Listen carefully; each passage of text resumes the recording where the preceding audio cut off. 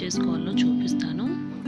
చూడండి, బీరకాయని తొక్కులు ఇలా తీసుకొని చిన్న చిన్న ముక్కలుగా కట్ చేసి క్లీన్ చేసి పెట్టుకోవాలి.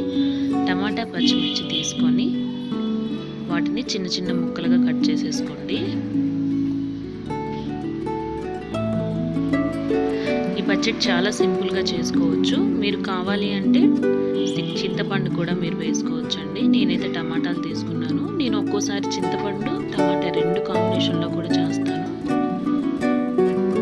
ప్యాన్ పెట్టేసుకొని కొంచెం ఆయిల్ వేసుకోవాలి.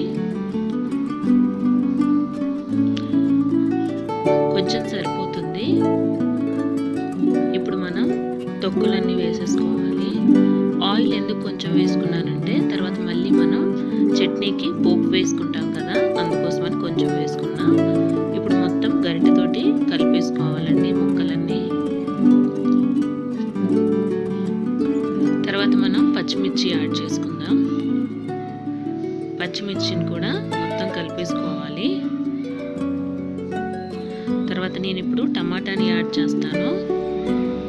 ఈ పచ్చడి చాలా బాగుంటుంది. రైస్లోకి అసలు ఇంకా తినాలనిపిస్తుంది, అంత టేస్టీగా ఉంటుంది. మనం చాలా వరకు తొక్కులు పడేస్తూ ఉంటాం కదా. ఇప్పుడు నేను టమాటా మొత్తం వేసేసుకున్నాను కదా, కలిపేసుకుంటాను గరిటెతోటి. సో తొక్కులు అనేటివి పడేయకండి, అవి చాలా టేస్టీగా ఉంటుంది.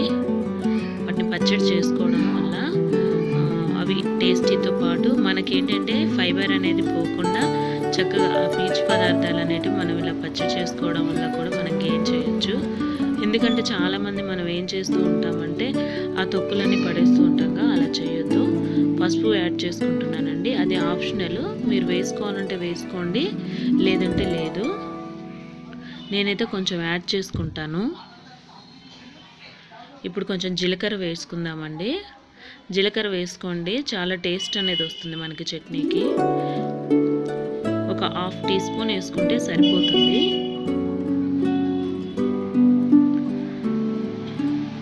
ఇప్పుడు కలిపేసుకొని లిడ్ పెట్టేసుకొని వాటిని మగ్గనిద్దాము.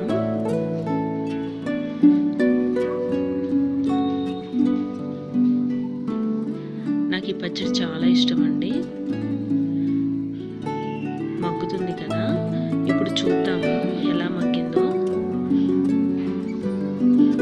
చాలా సింపుల్గా చేసుకోవచ్చు ఇంట్లో, మగ్గిపోతుంది కదండి. అయితే ఇందులో మనం ఆనియన్స్ అనేది కూడా యాడ్ చేసుకుంటే ఇంకా టేస్ట్ అనేది బాగుంటుంది. బట్ నేను మాత్రం ఆనియన్స్ని వేయలేదండి, ఈసారి మర్చిపోయాను. సో అందుకని మీకు చూపిస్తున్నాను. ఆనియన్స్ వేసుకుంటే కూడా చట్నీ టేస్ట్ అనేది చాలా డిఫరెంట్గా ఉంటుంది, చాలా బాగుంటుంది. కారం అస్సలు ఉండదు, సూపర్గా ఉంటుంది అన్నమాట చట్నీ.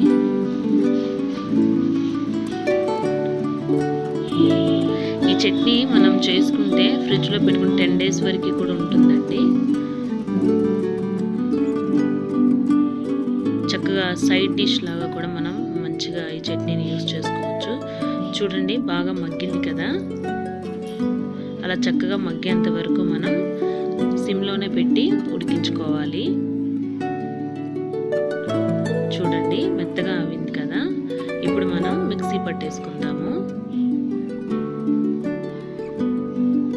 నేను మిక్సీ జార్లో వేసేసాను. సో ఇప్పుడు నేను మిక్సీ పట్టేస్తాను. మిక్సీ పట్టడం అయిపోయిందండి. ఇప్పుడు చూద్దాము పచ్చడి ఎలా వచ్చిందో. మెత్తగా వస్తుంది కదా, చూడండి ఎలా వచ్చిందో పచ్చడి. సో ఇలా వస్తుందన్నమాట పచ్చడి కన్సిస్టెన్సీ అనేది. ఇప్పుడు మనం పోపు వేసేసుకుందాము చట్నీకి. పోపులో ఏం లేదండి, నేను కొంచెం కరివేపాకు, శనగపప్పులు, మినప్పప్పులు, ఎండుమిరపకాయలు తీసుకున్నాను. మీరు కావాలంటే ఎల్లిపాయ కూడా యాడ్ చేసుకోవచ్చు. సో పచ్చడికి పోపు పెట్టిన తర్వాత ఇలా ఉంటుంది, చాలా టేస్టీగా ఉంటుంది. తప్పకుండా ట్రై చేయండి. చూసారు కదా, పచ్చడి ఇలా ఉంటుందన్నమాట.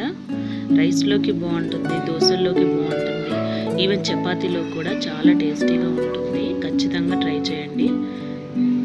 చాలా టేస్టీగా వచ్చింది పచ్చడి. నేను టేస్ట్ చేస్తున్నాను,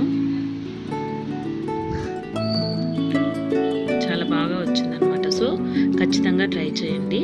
నా వీడియో మీకు నచ్చితే ఒక లైక్ ఇవ్వండి. నా ఛానల్ని సబ్స్క్రైబ్ చేసుకోండి. మీ ఫ్రెండ్స్కి షేర్ చేయండి.